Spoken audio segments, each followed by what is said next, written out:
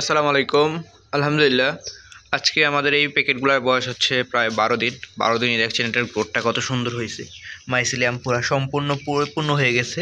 এখন শুধু আরেকটু শক্ত হলেই মাইসিলিয়ামটা আমরা এই প্যাকেটগুলো কেটে দেব। এই সাইডের প্যাকেটগুলোর অলমোস্ট রেডি হয়ে গেছে। আর এই সাইডে দেখতেছেন এগুলার বয়স হচ্ছে আপনার আজকে হচ্ছে 7 তারিখ, এগুলো তৈরি করছে আমরা 29 তারিখ। তো এইগুলার বয়সও প্রায় 8 দিন হয়ে গেছে, এইটাগুলোরও প্রায় পূর্ণ হয়ে গেছে। কিছুদিন পর এই প্যাকেটগুলো আমরা মাশরুমের বের হওয়ার জন্য কেটে দেবো।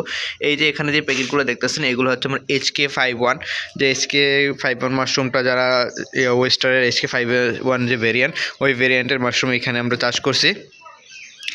তো এই মাশরুমের প্যাকেটগুলোকে রেডি করতে আমাদের খরচ বেশি হয় নাই, আমাদের প্রায় 2,000 টাকার মতো খরচ হয়েছে। তো ইনশাল্লাহ আশা করা যায় এখান থেকে 4 থেকে 5,000 টাকার মতো মাশরুম উৎপাদন হবে এই প্যাকেটগুলোতে। এখানে প্রায় 40টার মতো প্যাকেট আছে।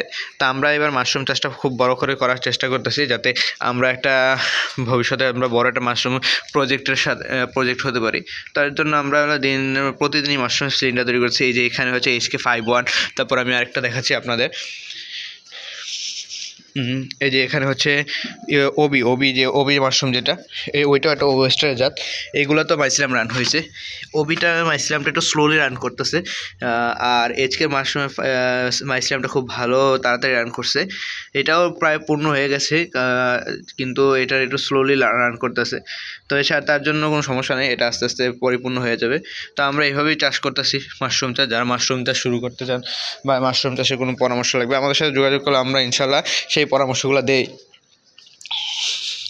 তো মাশরুম চাষটা হচ্ছে একটা বৈজ্ঞানিক চাষ, যার জন্য হচ্ছে অনেক প্রসেস ফলো করতে হয়, নর্মাল মাশরুম চাষের থেকে একটু আলাদা।